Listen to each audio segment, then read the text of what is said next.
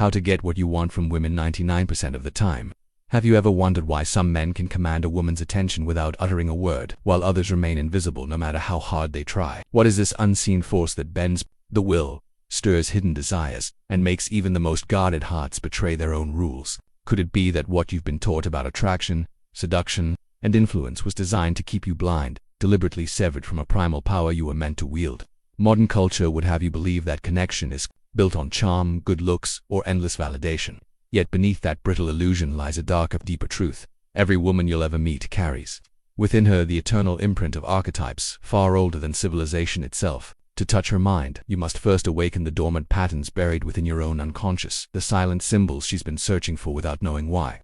And those who master this art, whether knowingly or by instinct, bend reality in ways that defy logic. You see, attraction isn't a game of words or gestures. It's an alchemical ritual, an invisible exchange of psychic currency between shadows you refuse to confront. The question is not what she wants, but what you secretly embody. Every time you approach a woman, an ancient dialogue begins, between her anima and your concealed archetype, between the mask you wear and the forgotten sovereign waiting in the dark corners of your psyche. Ignore this, and you remain a spectator to your own life. There are forces in this world that you were never meant to fully understand, only to master. Symbols that have stalked your bloodline for centuries. Instincts you've numbed through. Obedience and routine. What if I told you that the real power to claim what you desire lies not in changing her mind, but in reawakening the fractured sovereign force buried beneath your own persona? Would you dare look into that abyss? Before this video ends, you will see what most men never glimpse in a lifetime, but only if you're willing to follow the thread. Because every moment you hesitate, every second you doubt, you're leaving behind clues meant for you alone. And by the time this final frame fades, one truth will stand undeniable: 99% of men will forever chase, while the one who understands this secret will command. Which will you be? There are forces within you that you've never named, impulses you've buried beneath routines, roles, and the polite masks demanded by a world terrified of raw, untamed masculinity. You felt them in fleeting moments, the tightening in your chest when her gaze lingers a fraction too long, the pulse in your throat when the unspoken possibilities between you hang heavy in the air. These are not accidents, they are fragments of an ancient pattern, a conversation older than language itself. And every time you suppress them, you exile yourself further from the sovereign you were meant to become. We are not creatures of pure reason.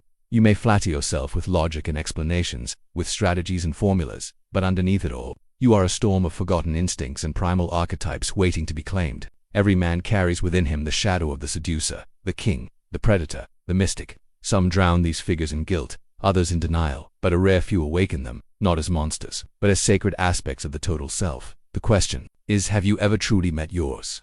Or have you lived your life as a guest in your own house, a stranger to the kingdom of your unconscious?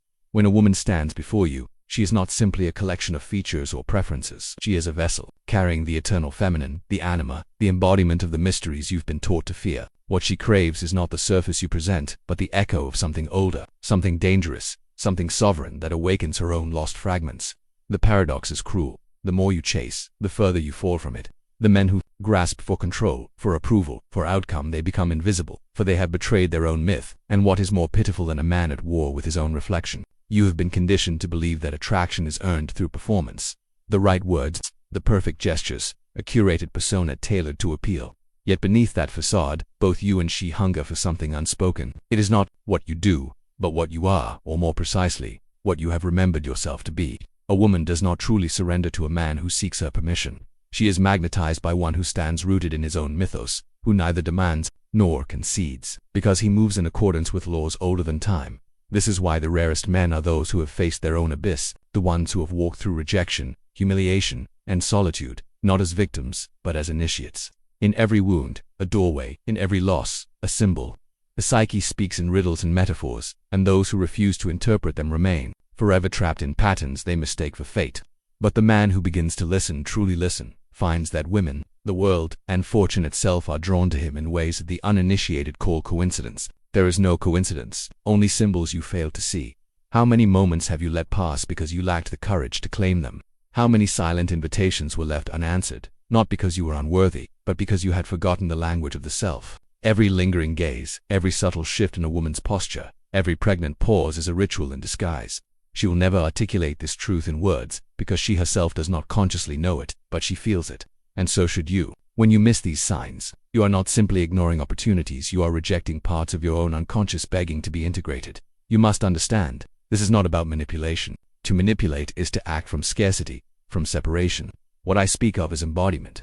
When a man becomes whole, when he no longer divides himself into acceptable and forbidden parts, when he integrates both his light and his shadow, he begins to radiate a gravity no one can ignore.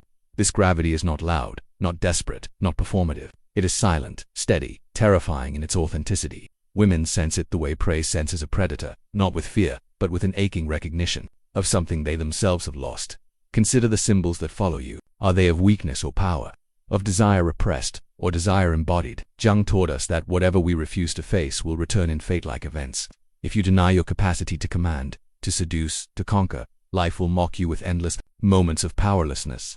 But if you turn inward, confront the monstrous and the divine within you, the world outside cannot help but mirror your transformation. Every woman you meet becomes a reflection, not of what you show her, but of what you have dared to become. There is a reason why certain men enter a room and the atmosphere shifts, conversations stumble, eyes follow, laughter strains to mask discomfort or fascination. It is not their wealth, their status, or their appearance. It is something older than those things, a resonance, a frequency carried in the bones.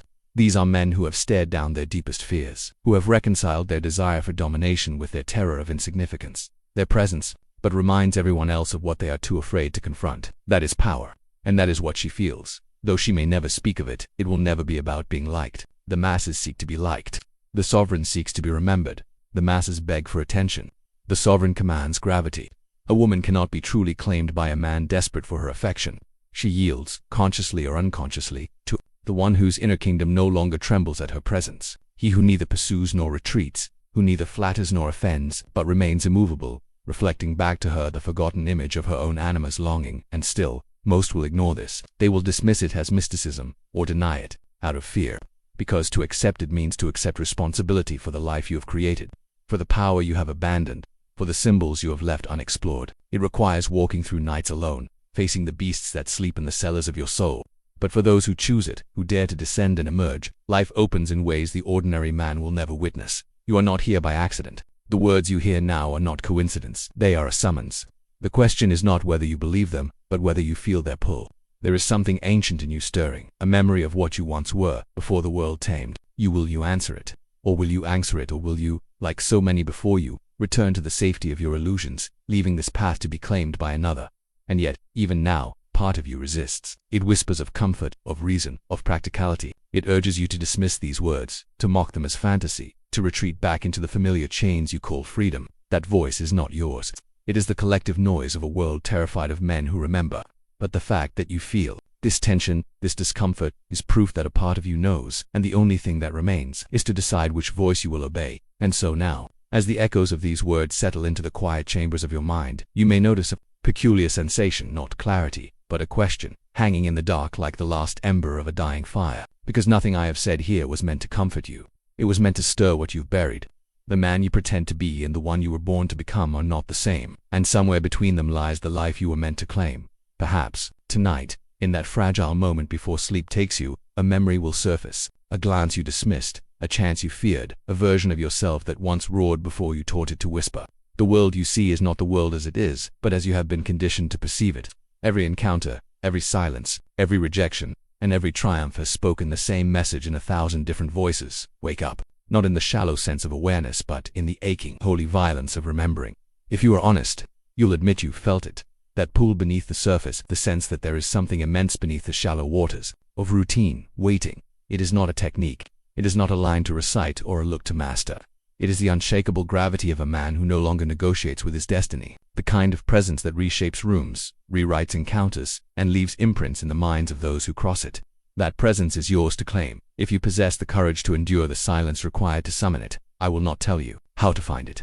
I will not hand you a map, because what lives in you is older than any doctrine, and it speaks a language no teacher can recite. But when the moment comes, and it will, you will recognize it by the way your skin remembers, by the way your pulse steadies, by the way her gaze lingers, not upon your face, but upon the phantom of something she has longed to meet and forgotten how to name. That is when you will know you have crossed a threshold no man can describe. If these words found you, it was never by chance. And if you feel what stirs within now, do not let it fade. Speak to it, feed it, let it reshape you. And if you wish to journey deeper with me, to walk paths others refuse to even see, then claim your place here. Subscribe, comment what it awakened in you. Share this with one man you know is ready, and leave a mark. Not for the numbers, not for the vanity, but because symbols multiply when spoken.